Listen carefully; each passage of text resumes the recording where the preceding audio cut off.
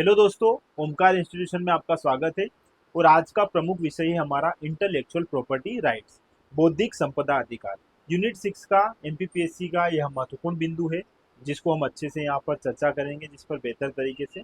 और यदि आपने इससे पहले हमारी क्लासेस नहीं देखी है तो एक बार जरूर देख लीजिएगा, ठीक है। अब आज की हमारी जो कहानी है ये शुरू करते हैं दोस्तों। बौद्धिक संपदा अधिकार, बौद्धिक संपदा अधिकार तो हम पढ़ेंगे ही। इसको हमें किसके संदर्भ में पढ़ना है? मध्य प्रदेश के संदर्भ में। क्या क्या होता है, क्यों लाया गया ये कॉन्सेप्ट, क्या होती है बौद्धिक संपदा, इन सब पर हम अच्छे से क्या करेंगे दोस्तों, चर्चा करेंगे, ठीक है। चलो शुरू करते हैं हमारी कहानी। और आपने इससे पहले की क्लास में एक बार फिर बता रहा हूँ, यदि नहीं देखी है तो एक बार देख लीजिएगा। वहां पर हमने पूरी यूनिट 6 जो है हमारी क्रमबद्ध रूप से चल रही है। ये जो है हमारा आज की लगभग 14 क्लास है, इसको हम अच्छे से यहाँ पर अभी कंप्लीट करेंगे और आगे 2 से 3 दिनों में हमारा पूरा यूनिट 6 का जो है सिलेबस कवर कर लेंगे, ठीक है। अभी 2 एक दिन से क्लास नहीं हो पा रही थी, कुछ हेल्थ इशू थे इस वजह से। और अब से जो है 2 से 3 दिन में हम पूरी जो है हमारी यूनिट 6 को कंप्लीट कर लेंगे, ठीक है। यदि बौद्धिक संपदा की बात करें दोस्तों, सबसे पहले हमारा बिंदु है बौद्धिक संपदा। जिस टॉपिक को हम पढ़ रहे हैं उस पर सबसे पहला जो है बौद्धिक संपदा होती क्या है।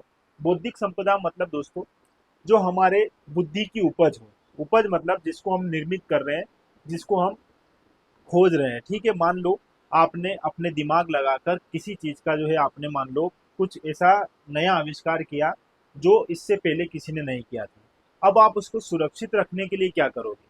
तो आप वो चीज तो फिर हर कोई सीख लेगा और हर कोई उसका उपयोग करने लग जाएगा, हर लेवल पर जो है उसका उपयोग होता जाएगा, ठीक है। लेकिन अगर आप चाहते हो कि जो आपने किसी चीज का आपने यदि निर्माण किया है, आपने किसी चीज को खोजा है, कौन सी कृति या कुछ लिखा है जो सबसे यूनिक है और सबसे अलग है, जो इससे पहले कभी नहीं था, तो आप उसके लिए उसको सुरक्षित रखने के लिए आपको एक अधिकार दिया जाएगा।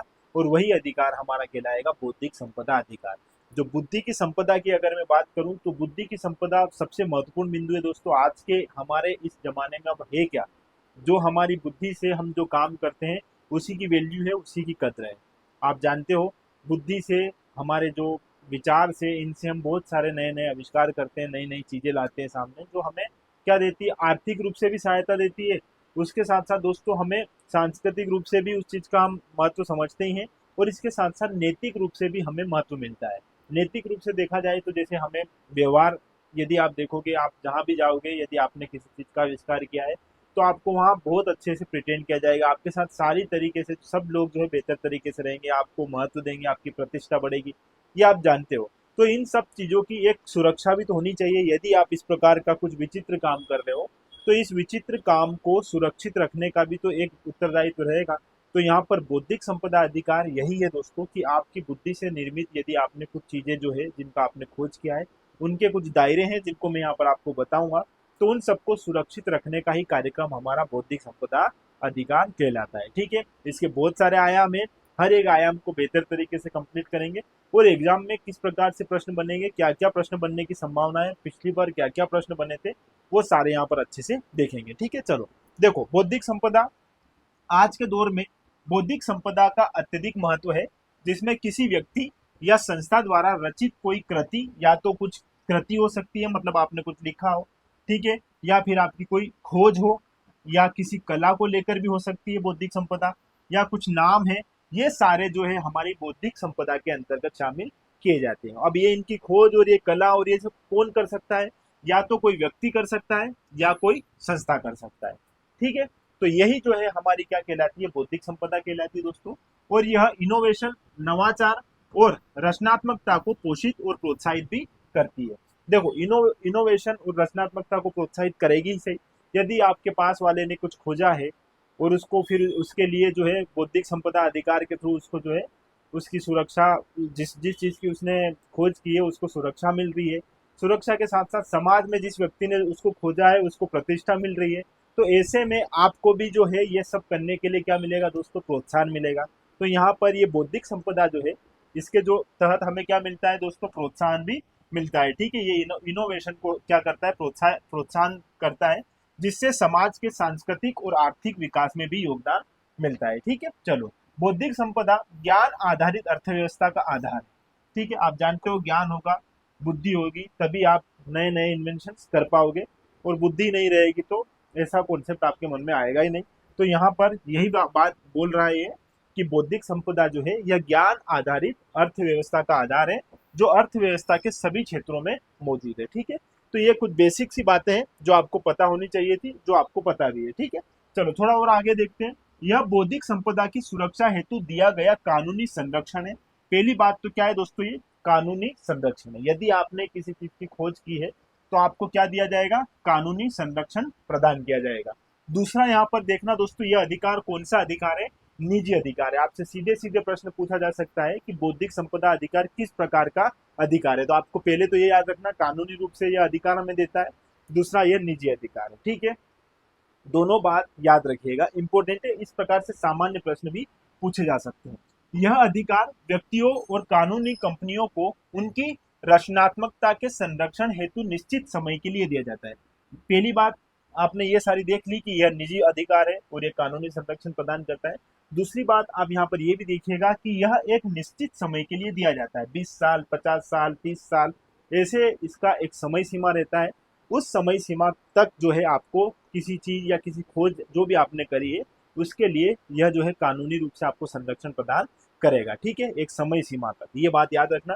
ठीक है, चलो, जो नवाचार को प्रोत्साहित करने के उद्देश्य से प्रदान किया जाता है। ठीक है, ये एक बेसिक सी बात है जो हमने यहाँ पर देखी है। ठीक है, अब दोस्तों सबसे पहले हमने ये समझा है कि बौद्धिक संपदा है क्या, बौद्धिक संपदा अधिकार है क्या। अब ये अधिकार कितने प्रकार के होते हैं, कौन कौन से क्षेत्र में हमें यह जो है अधिकार दिए गए हैं, इनको एक बार यहाँ पर अच्छे से देखते हैं।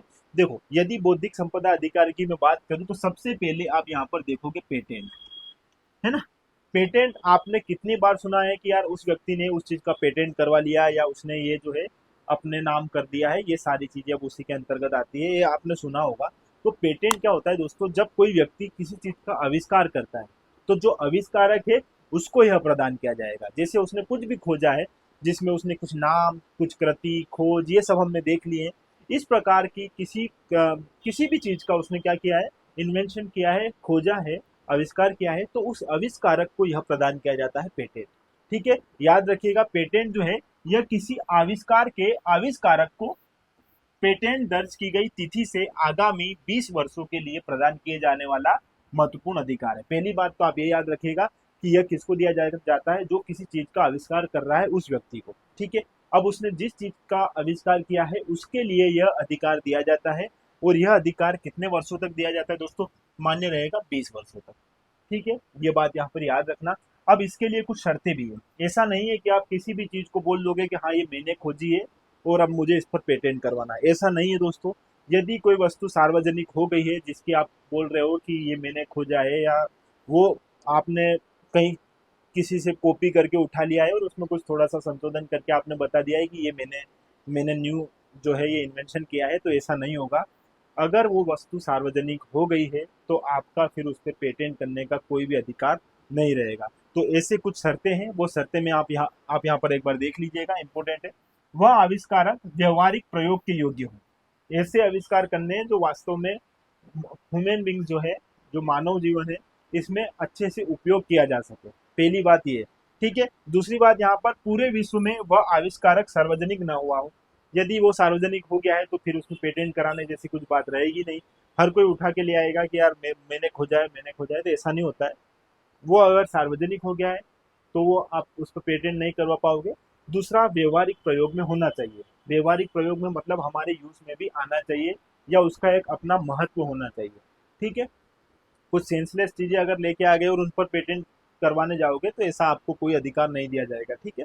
दूसरा, आविष्कारक ऐसा हो जो पहले से ही उपलब्ध किसी उत्पाद या प्रक्रिया में प्रगति को इंगित न कर रहा हो। मतलब पहले से ही यदि कोई ये प्रोडक्ट है जिस पर पहले से ही किसी ने पेटेंट करवा लिया है और आप जाकर फिर से जो है उसको पेटेंट करवाने के लिए जिद पर अड़े हो, तो ऐसी स्थिति में उस पर भी पेटेंट नहीं किया जाएगा, क्योंकि वो पहले से प्रोग्रेस में हेल्प करवा रहा है वो प्रोडक्ट, और उस पर पहले से जो है यहाँ पर पेटेंट करवा दिया गया है, तो ऐसा आविष्कार इसमें मान्य नहीं होगा। तो ये कुछ शर्तें हैं जो आपको यहाँ पर बेसिक है, याद रखनी होगी। ठीक है। दूसरा हमारा अधिकार है कॉपीराइट।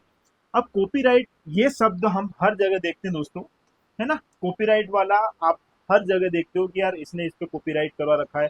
यदि आप किसी चीज को, मान लो किसी व्यक्ति ने, मान लो एक किताब ही है, उस किताब पर उसने कुछ लिखा है और आप उस किताब पर उस व्यक्ति का कॉपीराइट है और आपने उसी फोटो को लेकर कहीं और सर्कुलेट कर दिया है या कहीं और आप उसको भेज रहे हो, तो उस व्यक्ति के पास पूरा पूरा अधिकार है कि वो आपसे किसी प्रकार से केस दर्ज करवा सकता है कि आप जो है उसकी वस्तु जो है उसकी अनुमति के बिना जो है आप क्या कर रहे हो, प्रचार प्रसार कर रहे हो। तो ऐसे में आप क्या करोगे, आपको जेल जाना पड़ेगा या आपको जो भी है कानूनी तरीके से जो भी उस समय की जो प्रोसेस रहेगी वो पूरी करनी पड़ेगी। तो कॉपीराइट यह अधिकार देता है किसी व्यक्ति को कि यदि उसने किसी चीज का खोज किया है, अब वो खोज क्या क्या हो सकती है दोस्तों, देखो संगीत, यदि उसने कुछ संगीत का ऐसा इन्वेंशन किया हो, नाटक हो, साहित्य के क्षेत्र में भी हो सकता है, चित्रकला, विज्ञापन, मानचित्र, फिल्म व रिकॉर्डिंग, इनसे संबंधित यह जो है कॉपीराइट प्रदान किया जाता है।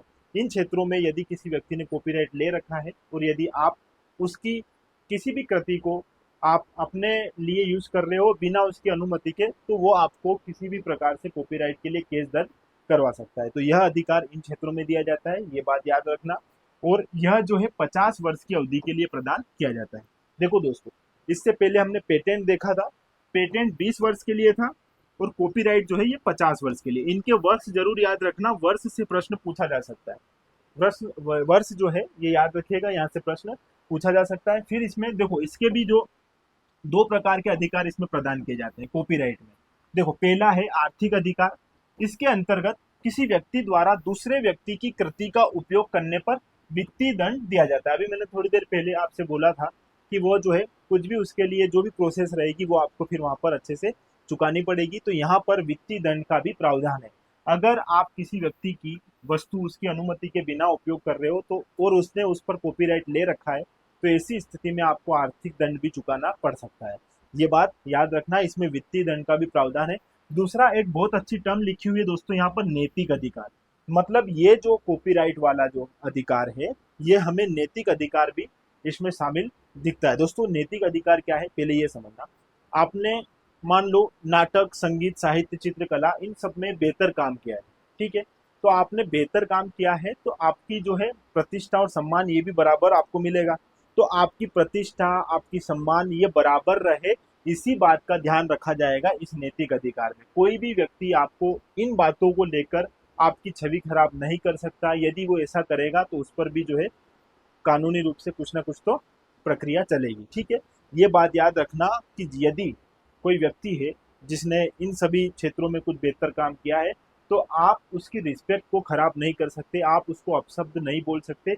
यदि आप उसकी प्रतिष्ठा को ठेस पहुंचाओगे या अपशब्द बोलोगे तो आप पर किसी भी प्रकार की जो है यहाँ पर ये जो है कानूनी रूप से जो है आपको क्या मिलेगा, यहाँ पर कुछ ना कुछ दंड मिलेगा, ठीक है। ये बात आप याद रखिएगा। तो यह जो है अधिकार जो है कॉपीराइट में भी जो है आपको नैतिकता का अधिकार प्रदान करता है, ठीक है। नैतिकता का अधिकार ये है कि आपकी छवि किसी प्रकार से खराब ना हो, इस बात की भी आपको सुरक्षा देगा, ठीक है। तो बौद्धिक संपदा अधिकार जो है कॉपीराइट के अंतर्गत आपको नैतिक अधिकार प्रदान करता है जिससे आपकी छवि खराब नहीं हो, उसके लिए आपको सुरक्षा देगा, ठीक है। इसमें रचनाकार के गैर आर्थिक हितों को भी संरक्षण प्रदान किया गया है। गैर आर्थिक हित मतलब यही कि आपकी प्रतिष्ठा, सम्मान और ये सारी जो है बराबर बना के रखेगा, ठीक है। तो कॉपीराइट में ये दोनों अधिकार अच्छे से देख लीजिएगा, इंपॉर्टेंट है, आर्थिक अधिकार और नैतिक अधिकार, ठीक है। ये कितने वर्ष के लिए दिया जाता है दोस्तों, 50 वर्ष के लिए दिया जाता है। और पेटेंट जो है ये कितने वर्ष के लिए दिया जाता है, 20 वर्ष के लिए दिया जाता है। दोनों बात याद रखिएगा, यहाँ से प्रश्न बन सकते हैं। ट्रेडमार्क, ट्रेडमार्क आप जानते हो दोस्तों, यह एक चिन्ह होता है जो किसी भी कंपनी या जो भी फर्म जो है आपका, उसके लिए आप अपना एक ट्रेडमार्क बनाते हो और वो आपको स्पेशली उससे अलग दर्शाता है किसी भी चीज से। आपका कुछ भी ट्रेडमार्क है तो वो आपकी संस्था हो या आपका कुछ भी इन्वेंशन जो आप कर रहे हो, कुछ भी धंधा पानी आप शुरू कर रहे हो, उसके लिए भी आप अपना एक अलग से लोगो बना सकते हो, ट्रेडमार्क बना सकते हो, ठीक है। जो आपके व्यापार को इंगित करता है कि यह जो है इस व्यक्ति का यह ट्रेडमार्क है और उससे आपकी एक पहचान भी बनती है, ठीक है। तो ट्रेडमार्क मूल रूप से क्या है दोस्तों, एक चिन्ह होता है, ठीक है, जो किसी उद्यमी को प्रदान किया जाता है। जो भी उद्यमी है उसको ये प्रदान किया जाता है जिसमें उसकी वस्तु एवं सेवाओं तथा उद्यम की वस्तु एवं सेवाओं से पृथक हो सके। ये मतलब वो सबसे, दुनिया भर में कितने सारे उद्योग चल रहे हैं आप जानते हो, बहुत सारे धंधे चल रहे हैं, उद्योग धंधे जो चल रहे हैं अपने अपने लेवल पर, लेकिन हर किसी ने अपना अपना क्या है, एक अलग पहचान बनाने के लिए ट्रेडमार्क बना रखा है। ट्रेडमार्क से आप समझ चुके होंगे दोस्तों कि यह एक चिन्ह होता है यदि कोचिंग इंस्टीट्यूट की बात करूं, मैं अपने ही कोचिंग इंस्टीट्यूट, तो अपना भी एक क्या है दोस्तों, ट्रेडमार्क है ना, जिसमें तो एक मॉन्क है जो आराधना करते हुए ऐसे बैठा है। इसी प्रकार सबके अपने अपने जो उद्योग है, धंधे हैं, कोचिंग है, प्राइवेट सेक्टर जो है अपने अपने अनुसार जो अपने ट्रेडमार्क बनाते हैं, और यह जो है एक चिन्ह होता है जो अलग से उस उद्यम को दर्शाता है। बस ये बात याद रखिएगा, ठीक है। औद्योगिक डिजाइन, औद्योगिक डिजाइन से अभिप्राय अभिप्राय है दोस्तों यहाँ पर जो प्रारूप है, प्रारूप या अलंकरण, रंग या विन्यास, आकार, अनुक्रम जो 2D और 3D दोनों रूप में भी हो सकता है। औद्योगिक डिजाइन मतलब उद्योग इंडस्ट्रीज जो रहते हैं इनके भी अपने अपने क्या रहते हैं, डिजाइन्स रहते हैं। कुछ इनकी पर्सनली अपनी अपनी क्या रहती है दोस्तों, डिजाइन्स रहती है। इन्हीं को यहाँ पर जो है हम एक अधिकार के रूप में समझते हैं। तो ये हमारा चौथा अधिकार हो गया है। कौन कौन से हो गए दोस्तों, सबसे पहले हमने पेटेंट देखा, फिर कॉपीराइट देखा, तीसरा हमने ट्रेडमार्क देख लिया है, चौथा हमने औद्योगिक डिजाइन देखा है, और पांचवा है हमारा जीआई टैग। जीआई टैग क्या है दोस्तों, यह किसी उत्पाद को किसी विशेष क्षेत्र के या किसी स्थान के रूप, वहाँ की जो है उसकी जो स्पेशलिटी को दर्शाता है। ठीक है, जीआई टैग आप जानते हो, यह किसी उत्पाद के देश या किसी विशेष क्षेत्र में उत्पन्न अथवा मूल स्थान को प्रदर्शित करता है। ठीक है, विभिन्न कृषि उत्पादों, खाद्य पदार्थों, हस्तशिल्प आदि के लिए भौगोलिक संकेतक का जो है यह दर्जा प्रदान किया जाता है। आगे इसको भी बेहतर तरीके से कंप्लीट करेंगे।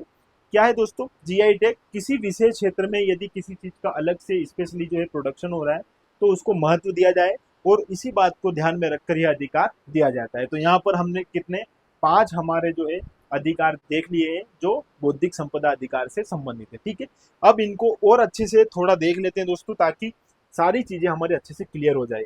इनको लाने के पीछे क्या क्या तर्क थे, कैसे यहाँ पर पृष्ठभूमियां बनी, क्यों लाया गया, कैसे इनकी शुरुआत हुई, अच्छे से इसको समझते हैं। कभी कभी यहाँ से भी प्रश्न बनते हैं, फिर इनके जो है जो मेन क्वेश्चन जो बनते हैं उन पर भी चर्चा करेंगे। ठीक है, चलो।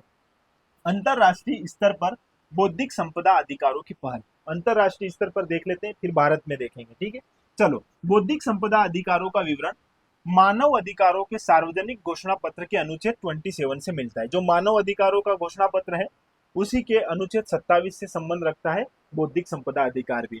तो अनुच्छेद 27 याद रखिएगा दोस्तों, यह किससे संबंधित है, बौद्धिक संपदा से संबंधित है। ठीक है, पेरिस कन्वेंशन, सबसे पहले याद रखना पेरिस कन्वेंशन हुआ था दोस्तों 1883 में, और यहाँ पर कितनी, 3 चीजों की बात हुई थी, जो कौन कौन है, ट्रेडमार्क है, पेटेंट है, और औद्योगिक डिजाइन है। मतलब याद रखना सबसे पहले शामिल किनको किया गया था बौद्धिक संपदा अधिकार में, तो ट्रेडमार्क, पेटेंट और औद्योगिक डिजाइन, ये 3 ऐसे जो है हमारे अधिकार जो पहली बार शामिल किए गए थे। कब, पेरिस कन्वेंशन में 1883 में। फिर एक और कन्वेंशन हुआ दोस्तों बर्न में। ठीक है, बर्न में एक कन्वेंशन हुआ था 1886 में। ठीक ठीक है, बर्न कहाँ है दोस्तों, ये बात बताओ, बर्न कहाँ है, बर्न है स्विट्जरलैंड में, ये है स्विट्जरलैंड में। ठीक है, तो स्विट्जरलैंड में जो बर्न है, यहाँ पर कब कन्वेंशन हुआ था, ये 1886 में, और यह साहित्यिक एवं कलात्मक कार्यों से संबंधित है। किससे संबंधित है, साहित्यिक, लिटरेचर और कलात्मक रूप कार्यों के लिए से संबंधित है। और इसमें दोस्तों किसको शामिल किया गया था, कॉपीराइट को। तो कॉपीराइट का अधिकार कब शामिल हुआ, बर्न स्विट्जरलैंड में 1886 में जो कन्वेंशन हुआ था उस समय इसे शामिल किया गया था। ठीक है, ये बात याद रखना। फिर आ जाएगा मराकेश, मराकेश संधि दोस्तों, यह कब हुई थी, 2013 में संधि हुई थी। मोरक्को का एक शहर है मराकेश, यहाँ पर 2013 में संधि हुई थी। और इस संधि के अनुसार अगर कोई व्यक्ति किसी पुस्तक को ब्रेल लिपि, देखो ब्रेल लिपि क्या है ये समझाता हूँ। अभी आप इतना समझो कि इस संधि के अनुसार यदि कोई व्यक्ति किसी पुस्तक को ब्रेल लिपि में छापता है तो उसे बौद्धिक संपदा अधिकारों का उल्लंघन नहीं माना जाएगा, और भारत इस संधि को मानने वाला विश्व में पहला देश था। ठीक है, अब ब्रेल लिपि क्या होती है, ब्रेल लिपि जो है ये अंधे जो रहते हैं लोग, उनके लिए स्पेशली बनाई जाती है। इस लिपि में जो वर्ड्स रहते हैं वो ऐसे, मतलब उनको डिजाइन किया जाता है कि वो उभरे हुए रहे, तो उनको ऐसे फील करके समझा जाता है कि यहाँ पर ए लिखा हुआ है, यहाँ पर बी लिखा हुआ है। तो इस प्रकार की लिपि भी यदि कोई व्यक्ति निर्मित करेगा तो तो उसे भी बौद्धिक संपदा अधिकार के अंतर्गत ही शामिल किया जाएगा। ठीक है, तो यहाँ पर ये बात याद रखना। तो ये जो है मराकेश संधि में बात हुई थी, किसमें, 2013 में, और मराकेश कहाँ है, मोरक्को में। तो ये कुछ 3 जो है ये याद रखेगा। फिर एक और आएगा दोस्तों बुडापेस्ट, ठीक है। ये बुडापेस्ट कन्वेंशन जो है ये कहाँ है दोस्तों, ये है हंगरी में।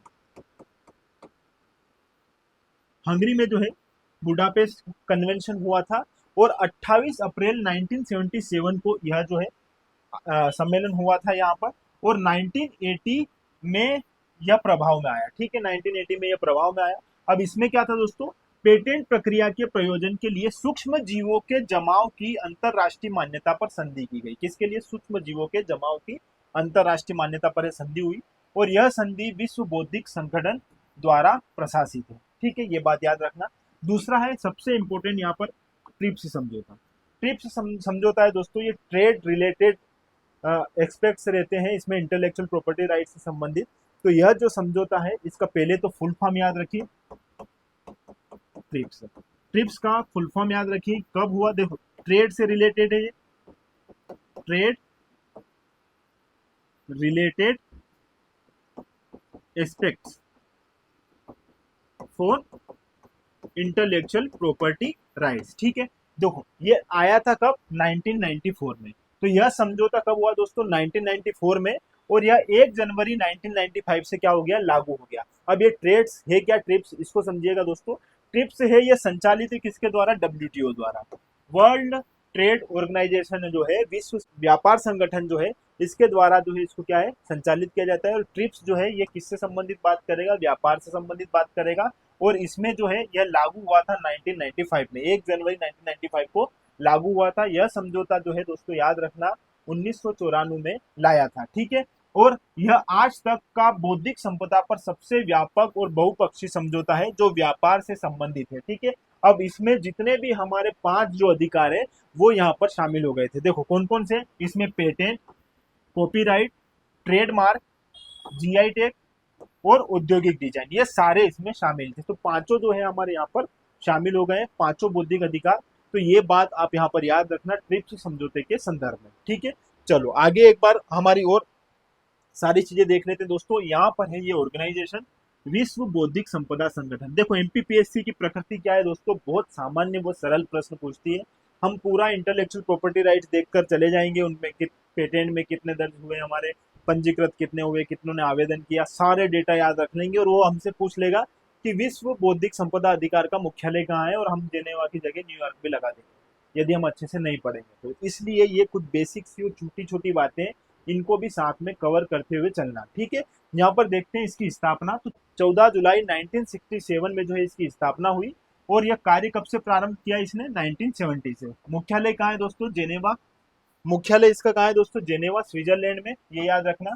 और इसके सदस्य देशों की संख्या है 193, और भारत इसमें कब शामिल हुआ था, 1975। ये बात याद रखना कि जो विपो है, विश्व बौद्धिक संपदा संगठन जो है, इसमें भारत कब शामिल हुआ, 1975 में। ये बात याद रखना। ठीक है, यह संयुक्त राष्ट्र संघ की एक अंत सरकारी संस्था है, इसलिए संयुक्त राष्ट्र का प्रत्येक देश इसका सदस्य बन सकता है। ठीक है, परंतु यह बाध्यकारी नहीं है। देखो ये यूएनओ का एक संस्था है, अंत सरकारी संस्था है, लेकिन इसके देखो वैसे तो सारे UN के सदस्य जो इसमें शामिल है, लेकिन ऐसा बाध्य नहीं है कि जरूर इसमें शामिल हो। ठीक है, लेकिन अब इतना बड़ा संगठन है तो शामिल होने में क्या दिक्कत है। ठीक है, 1978 की अगर मैं बात करूं तो इसमें 1978 में पेटेंट के ऑपरेशन TT सिस्टम की शुरुआत हुई। तो यहाँ पर आप ये याद रखना, ऑपरेशन TT सिस्टम किससे संबंधित है, तो ऑपरेशन TT सिस्टम जो है इसका संबंध है किससे, पेटेंट से, और 1978 में शुरुआत हुई थी इसकी। ठीक है, 1994 में अंतरराष्ट्रीय वाणिज्य विवादों को हल करने के मध्यस्थ केंद्र की स्थापना की गई। ये ऐसा कुछ इंपोर्टेंट बिंदु है नहीं, ये याद रखना इतनी सारी बातें। ठीक है, अब ये दिवस कब मनाया जाता है, ये 26 अप्रैल को मनाया जाता है। विश्व बौद्धिक संपदा दिवस 26 अप्रैल को मनाया जाता है, और यह जो है विश्व बौद्धिक संपदा संगठन द्वारा अक्टूबर 1999 में 26 अप्रैल 2000 से प्रतिवर्ष विश्व बौद्धिक संपदा दिवस के रूप में मनाए जाने की घोषणा की गई है। 2024 की थीम याद रखना दोस्तों, IP और SDG। ठीक है, IP एंड द SDGs, इसके बारे में बताना है आपको। ये इसकी थीम रहेगी, building our common future with innovation and creativity. ये याद रखना, ये इसकी क्या है दोस्तों, थीम है। और विपो 2023 के आंकड़ों के अनुसार 2022 में केवल 16.2% पेटेंट आवेदकों में कितनी है, महिलाएं। ठीक है, ये इतना इंपॉर्टेंट नहीं है, 2022 का डेटा है। तो कुछ डेटा अन्यथा भी रहे तो उन पर ज़्यादा फोकस मत कीजिएगा, जो सामान्य सी बातें हैं उनको एक बार अच्छे से समझिएगा, ठीक है। चलो, भारतीय स्तर पर बौद्धिक संपदा अधिकारों की पहल। अब भारत में जो है इसकी शुरुआत होती है 1986 में।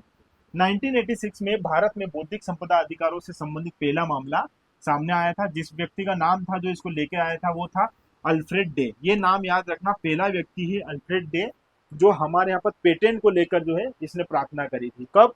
1856 में, ठीक है, ये याद रखना। अब देखो, बौद्धिक कार्यालय, संपदा कार्यालय कहाँ पर है, तो कहाँ कहाँ है बौद्धिक संपदा कार्यालय? दिल्ली में है, चेन्नई में है, मुंबई में है और कोलकाता में, चारों कोनों में है, ठीक है, याद रखना, दिल्ली, चेन्नई, मुंबई और कोलकाता, ठीक है। इन चारों जगह पर बौद्धिक संपदा के कार्यालय स्थित है, ये अच्छे से देखिएगा। अब देखो, ये जो मैं आपको बताऊं, इनको याद रखो ना रखो, अब ये याद रखना पेटेंट अधिनियम कब लाया गया था, ठीक है, कॉपीराइट अधिनियम कब लाया गया था, ये कुछ बेसिक बेसिक बातें याद रखना। ये इतना इसमें जो है याद करने की इतनी ज्यादा आवश्यकता नहीं है, बस ये है कि ये कहाँ इनके कार्यालय है ये थोड़ा सा देख लीजिएगा। बाकी ये जरूर याद रखना, पेटेंट अधिनियम 1970, पेटेंट अधिनियम 1970 ये क्या कहता है दोस्तों कि भारत में पेटेंट से संबंधित यह प्रथम विधान 1856 का अधिकार था, ठीक है। भारत में इससे 1911 में भारतीय पेटेंट और डिजाइन अधिनियम बनाया गया था।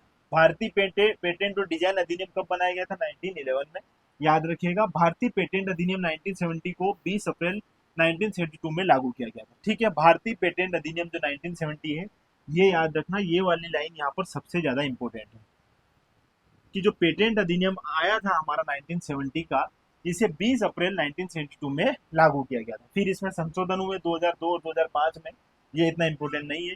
पेटेंट नियम संशोधन 4 नवंबर 2020 को किया गया, ये भी इतना इंपॉर्टेंट नहीं है। बस ये याद रखना, 1980 में नागपुर में पेटेंट सूचना पद्धति कार्यालय की स्थापना की गई।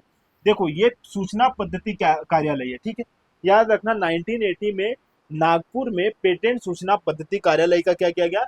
स्थापना की गई, ये याद रखिएगा, ठीक है। चलो, थोड़ा सा देखते हैं दोस्तों, ट्रेडमार्क अधिनियम ये कब आया था? 1999 में, 1999 में जो है ट्रेडमार्क अधिनियम लाया गया, और यह व्यापार चिन्ह अधिनियम 1999 तथा व्यापार चिन्ह नियम 2002 दोनों ही 15 सितंबर 2003 में लागू हुए, ठीक है। आगे, व्यापार चिन्ह नियम 2002 को 6 मार्च 2017 से व्यापार चिन्ह नियम 2017 द्वारा प्रतिस्थापित किया गया, इंपॉर्टेंट नहीं है। व्यापार चिन्ह रजिस्ट्री का मुख्यालय, देखो, व्यापार चिन्ह रजिस्ट्री का मुख्यालय की अगर बात करें तो कहाँ है दोस्तों? मुंबई में, तथा इसकी शाखाएं दिल्ली, कोलकाता, चेन्नई और अहमदाबाद में, ठीक है, ये याद रखिएगा। चलो, ये याद रखिएगा, मुख्यालय कहाँ है इसका? व्यापार रजिस्ट्री, सॉरी, व्यापार चिन्ह रजिस्ट्री का मुख्यालय कहाँ है?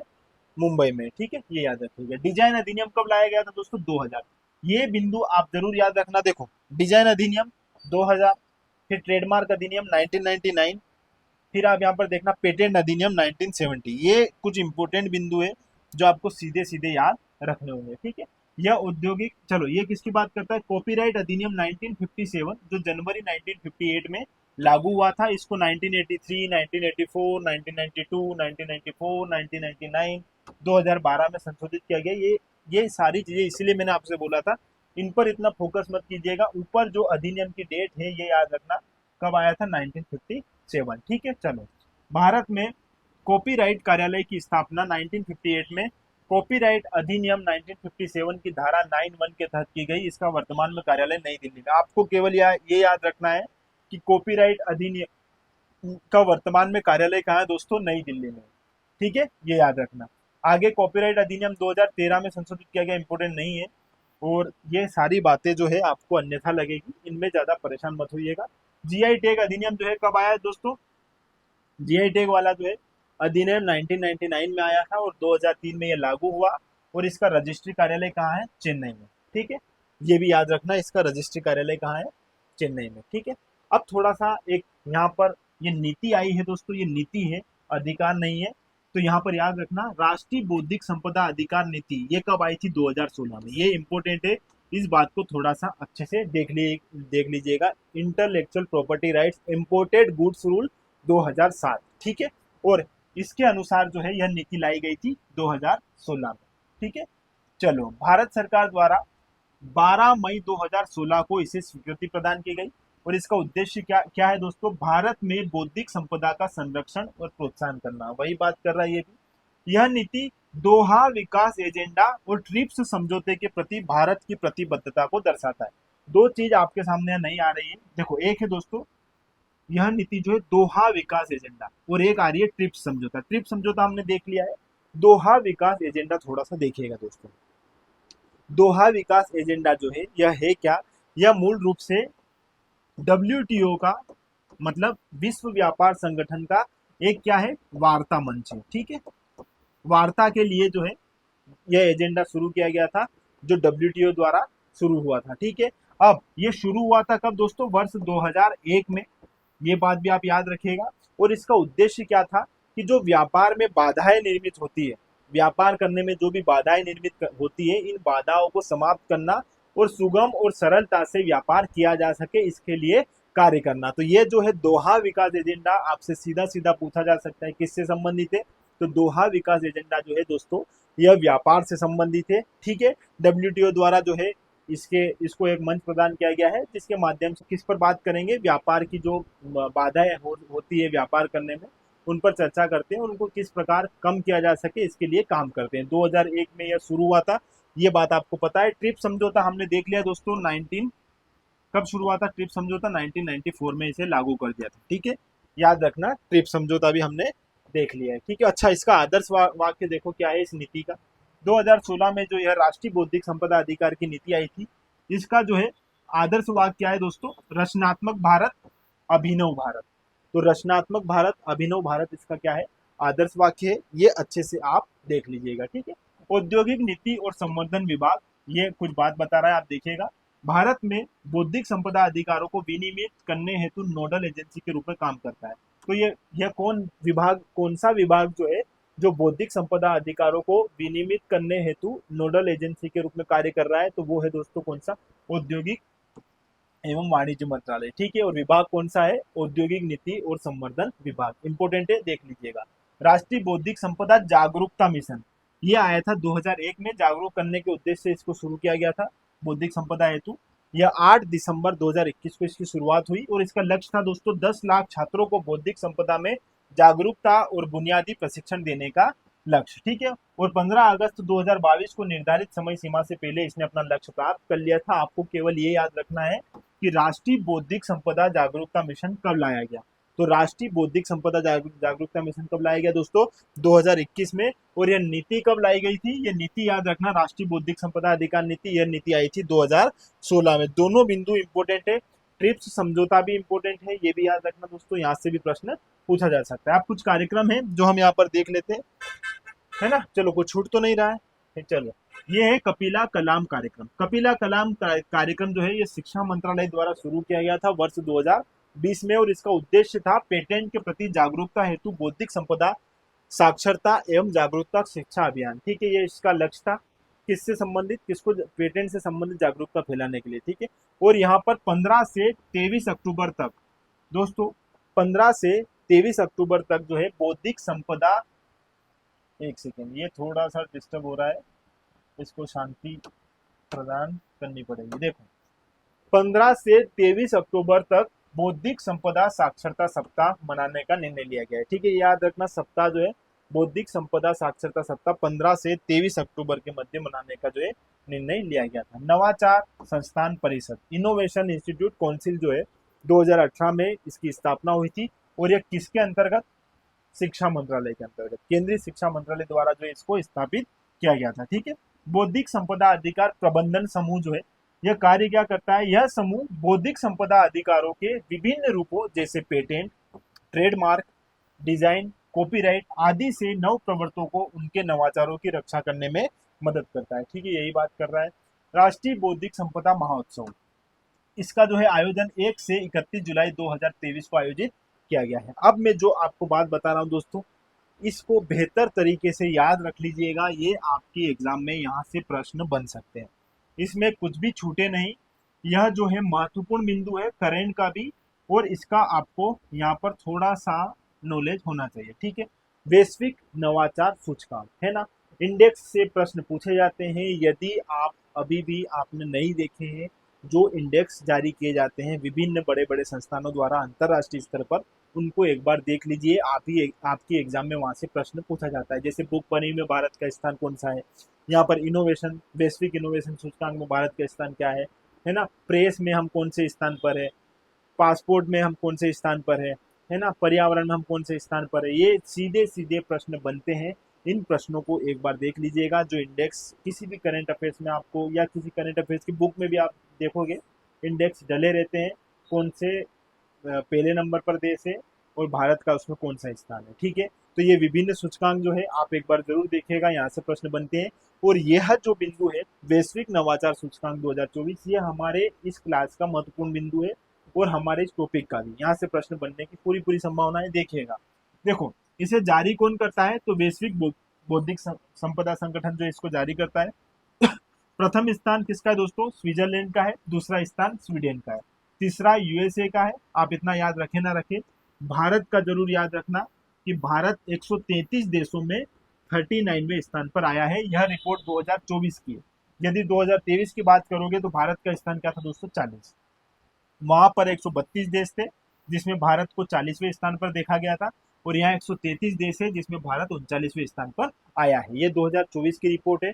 ये नाम याद रहे ना रहे, स्विट्जरलैंड याद रख लेना। वैश्विक नवाचार सूचकांक में, इनोवेशन इंडेक्स में जो है पहले नंबर पर है स्विट्जरलैंड और 39वें क्रमांक पर है हमारा इंडिया। याद रखना दोस्तों, ये बात इंपॉर्टेंट है। ठीक है, चलो।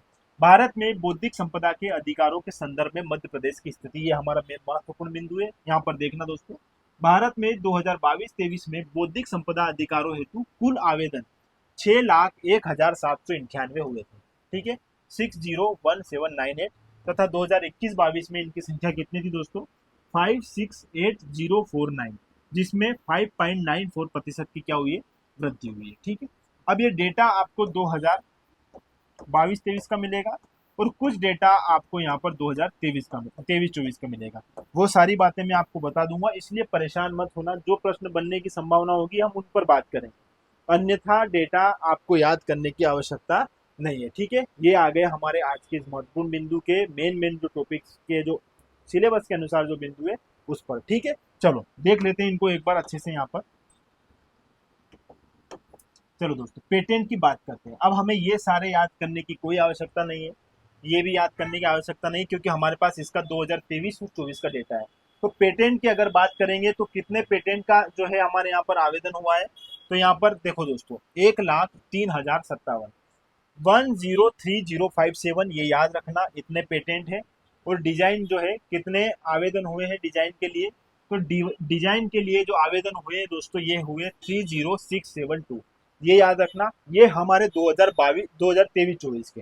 बाकी की रिपोर्ट 2023-24 में इन सारे जो हमारे व्यापार चिन्ह हुए, भौगोलिक उपदर्शन हुए, कॉपीराइट है ना, एकीकृत परिपथ, अभिन्यास डिजाइन, ये सारा डेटा जो है हमारा 23-24 में अवेलेबल नहीं है। इसलिए हमें कहाँ याद रखना पड़ेगा इनको, 22-23 के संदर्भ में। ठीक है, चलो देखो दोस्तों, व्यापार चिन्ह की अगर बात करेंगे तो यहाँ पर 2022-23 में जो है 466580, ये डेटा याद रखिएगा, इतने आवेदन हुए हैं।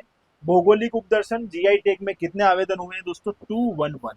ठीक है, ये याद रखिएगा। फिर देखते हैं यहाँ पर कॉपीराइट की बात करेंगे तो 29466, ये याद रखिएगा।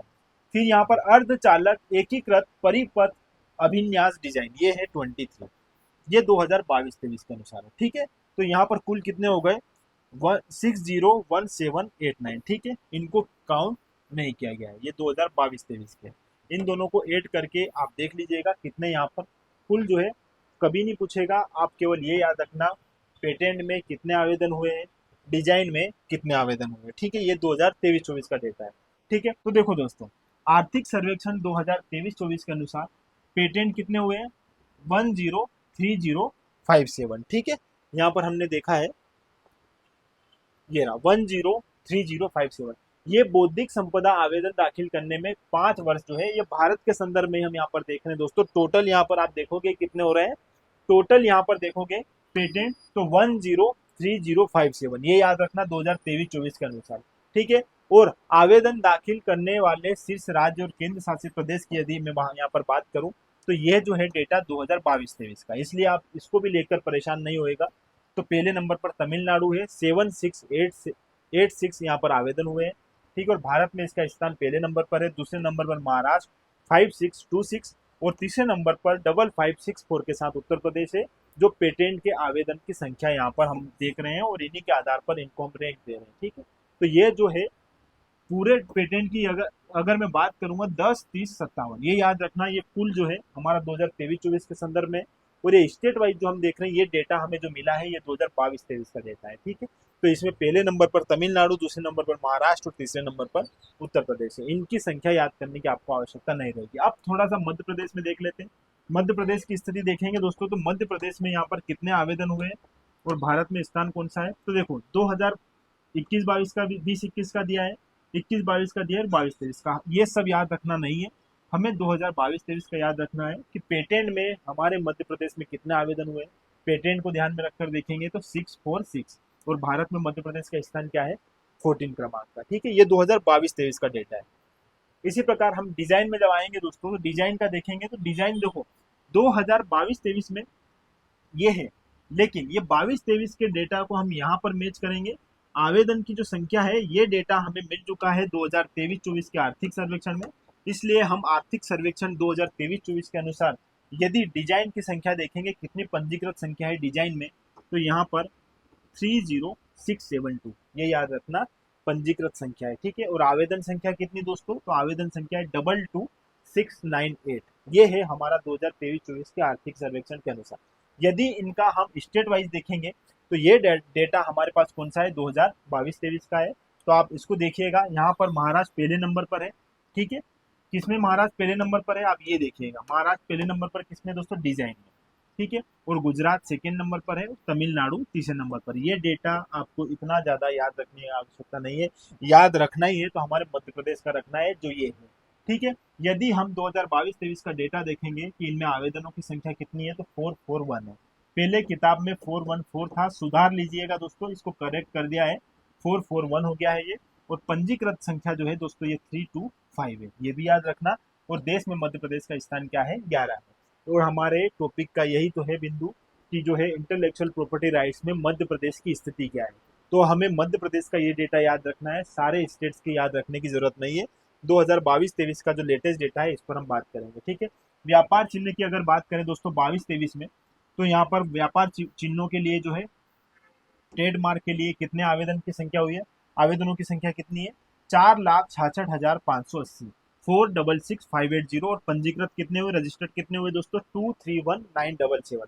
ठीक है, ये बात यहाँ पर अच्छे से याद रखना। ठीक है, दाखिल किए गए व्यापार चिन्ह आवेदनों की शाखावार प्रवृत्ति। देखो ये जो है व्यापार चिन्ह का आवेदन, रजिस्ट्री जो इनकी शाखा है, जहां जहां रजिस्टर्ड किए गए हैं उनकी शाखाएं, ये आपके लिए इंपॉर्टेंट नहीं है। देखिएगा दिल्ली में सबसे ज्यादा, फिर मुंबई में, फिर चेन्नई में, फिर अहमदाबाद में, फिर कोलकाता में। आप यही याद रखना, रजिस्ट्री शाखा के अनुरूप यदि प्रश्न पूछा जाता है व्यापार चिन्हों के संदर्भ में, तो आप सबसे ज्यादा दाखिल कहाँ पर हुए, दिल्ली में। ठीक है, फिर व्यापार चिन्ह जो है देखे गए कहाँ पर रजिस्टर्ड, कहाँ पर हुए हैं, इनके आवेदन कहाँ पर सबसे ज्यादा आए, सेकंड नंबर पर मुंबई पे, तीसरे नंबर चेन्नई में, फिर अहमदाबाद, कोलकाता। ये सारा डेटा याद रखने की आपको आवश्यकता नहीं है, इसीलिए मैं इनके बारे में ज्यादा जिक्र नहीं कर रहा हूँ। व्यापार चिन्ह दाखिल करने वाले शीर्ष केंद्र शासित प्रदेश, यदि राज्य और केंद्र शासित प्रदेश दोनों की बात करें तो देखो महाराष्ट्र पहले नंबर पर है, जहां पर कितने आवेदन हुए हैं, 85539। अगर दिल्ली की बात करेंगे, दिल्ली सेकेंड नंबर पर। यदि यहाँ पर केवल केंद्र शासित प्रदेश की बात करता तो पहले नंबर पर आ जाता दिल्ली। ठीक है, फिर अपना तीसरे नंबर पर गुजरात है, और अपना मध्य प्रदेश का स्थान जो है वो 13वां है। 13 क्रमांक का हमारा जो है मध्य प्रदेश का स्थान है। ठीक है, व्यापार चिन्ह दाखिल करने में, और ये डेटा है दोस्तों 2022-23 में। ठीक है, मध्य प्रदेश में व्यापार चिन्ह दाखिल करने में वर्षवार प्रगति, हमें केवल 2022-23 का डेटा देखना है कि इसमें आवेदनों की संख्या कितनी हुई थी ट्रेडमार्क में, 13,672। ठीक है, और यहाँ पर मध्य प्रदेश का स्थान था 13वां क्रमांक, ये याद रखना बस, बाकी आप ज्यादा परेशान मत होएगा। कॉपीराइट की यदि हम बात करें दोस्तों, तो कॉपीराइट में 2022-23 का ही सारा डेटा हम यहाँ पर देखेंगे। इसमें कुल आवेदन हुए हैं 29466। ठीक है, और यहाँ पर कुल परीक्षित आवेदन कितने हुए दोस्तों, 24896। उत्पन्न रजिस्टर्ड आप सर्टिफिकेट है ना, आरओसी जो है ये कितने, 12082। और कुल निपटान कितना, कितने का हुआ है, 21171। इंपॉर्टेंट नहीं है दोस्तों, केवल परेशान होंगे, इतना सारा डेटा याद रखें। ठीक है, इस इम्पोर्टेंट क्लास को मैं आपको यदि डायरेक्टली दिखाऊं तो सबसे इम्पोर्टेंट बात हमारी कहाँ होगी, जिस पर हम चर्चा करेंगे और वो चर्चा है, हमारी चर्चा का मुख्य विषय रहेगा ये वाला पॉइंट। ये जो ये वाला जो पॉइंट है कि कितने भौगोलिक संकेतक जो है जीआई टैग है, किन किन क्षेत्रों में दिया गया है, किस लिए दिया गया, कब दिया गया है, ये इंपोर्टेंट बिंदु है जो थोड़ी देर बाद में डिस्कस करूंगा। अभी जो मैं आपको बता रहा हूँ ये केवल आपका कुछ भी छूटे नहीं, मोटा मोटा सारा आंकड़ा आप एक बार यहाँ पर देख लो। बाकी जो मेन बात है वो अंतिम पेज में जो है 2 से 3 स्लाइड में कंप्लीट कर देंगे, और वहां से प्रश्न पिछली बार भी बना था, आगे भी बनेगा। ठीक है, 2022-23 के दौरान उत्पन्न रजिस्टर्ड ऑफ सर्टिफिकेट आरओसी की अगर बात करें 2022-23 में, तो कलात्मक रूप से कितने हैं, 2965। सिनेमेटोग्राफी फिल्म में के अनुसार देखेंगे 115, कंप्यूटर सॉफ्टवेयर 817 812, साहित्यिक और नाटकी की अगर बात करेंगे दोस्तों तो यहाँ पर 7267, संगीत में 35, ध्वनि रिकॉर्डिंग में 888, और कुल देखा जाएगा तो 12,082। ठीक है, ये भी आपको याद रखने की आवश्यकता नहीं है। अब थोड़ा सा बात कर लेते हैं जीआई टैग की। दोस्तों सबसे इंपॉर्टेंट बिंदु है इस पूरे पूरे टॉपिक का, ये जो बौद्धिक संपदा अधिकार में मध्य प्रदेश की जो प्रगति है, इसमें सबसे महत्वपूर्ण बिंदु यही है। बहुत अच्छे से फोकस करना, यहाँ से प्रश्न बनेंगे। ठीक है, चलो इसको बेहतर तरीके से हम यहाँ पर अच्छे से देख लेते हैं। देखो दोस्तों, सबसे पहले बात करते हैं जीआई टैग की। तो इसके लिए एक अधिनियम लाया गया था 1999 में, ये याद रखना, जो कब लागू हुआ था दोस्तों, 15 सितंबर 2003 को। ठीक है, और भारत में प्रथम जीआई टैग किसे मिला था, दार्जिलिंग चाय को मिला था 2004 में।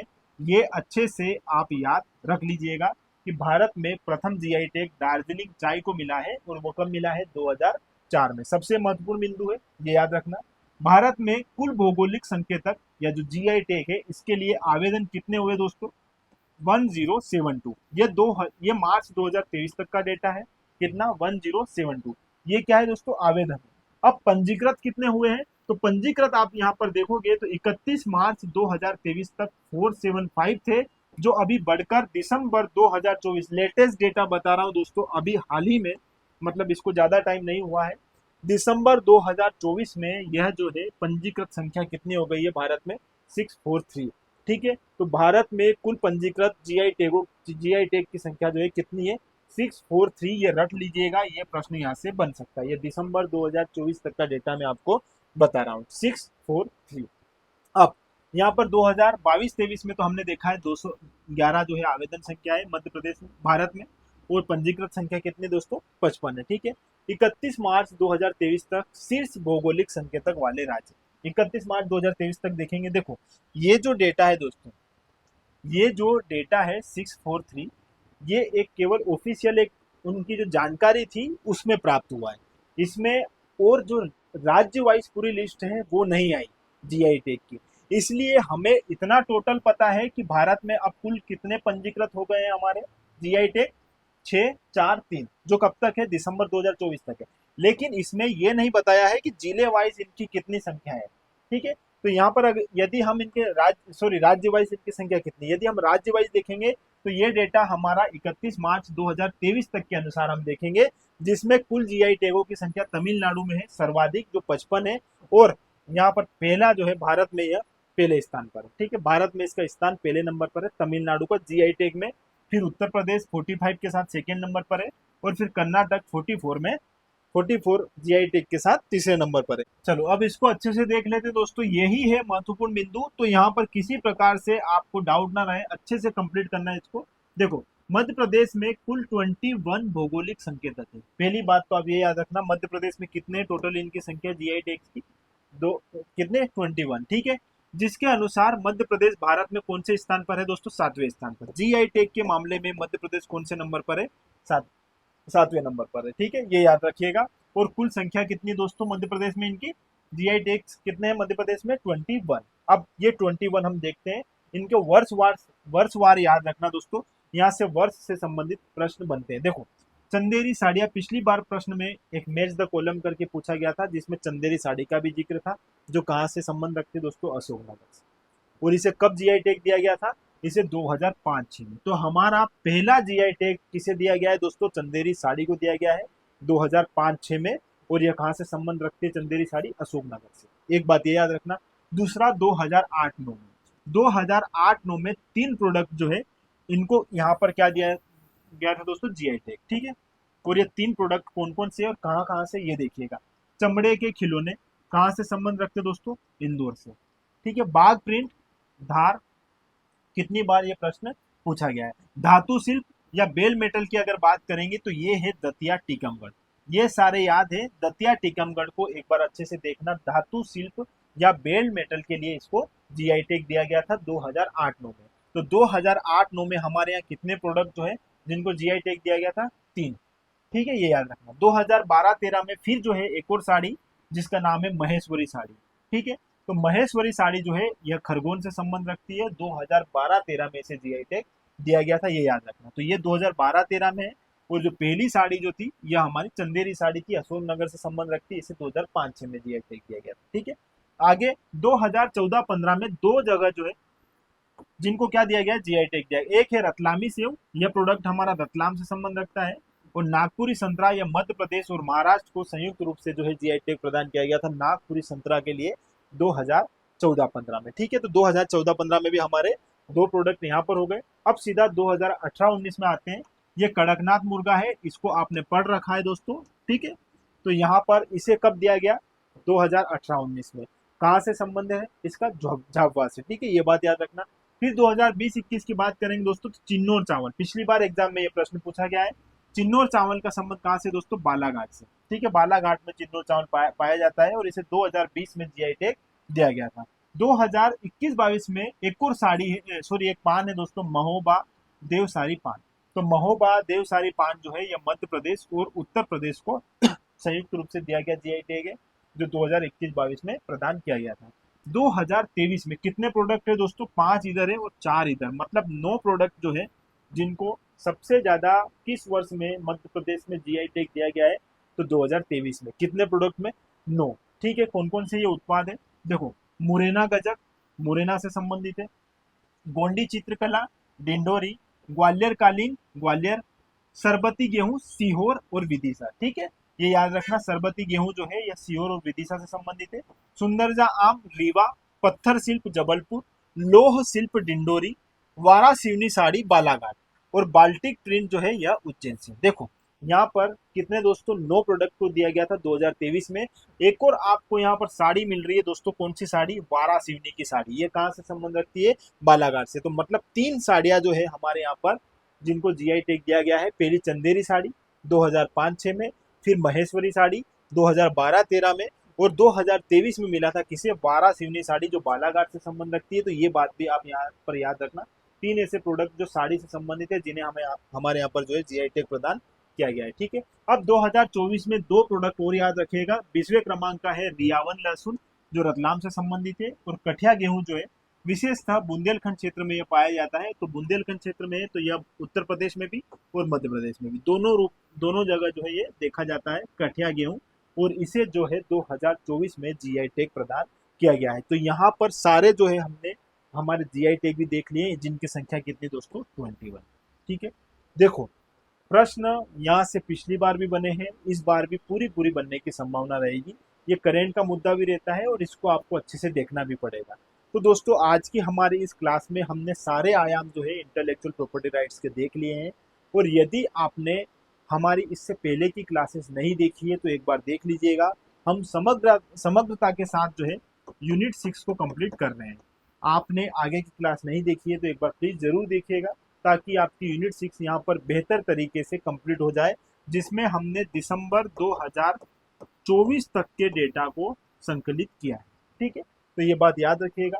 हेल्थ का मसला है, इस वजह से मैं अभी 2 दिन से क्लास नहीं ले पाया हूँ, लेकिन मैं जल्दी ही आपकी 2 से 3 दिन में पूरी यूनिट 6 को कंप्लीट करवा दूंगा। मेरा यही प्रयास रहेगा, और इसी प्रकार हमसे जुड़े रहिए दोस्तों। जुड़े रहने के लिए आपका बहुत बहुत धन्यवाद। Thank you.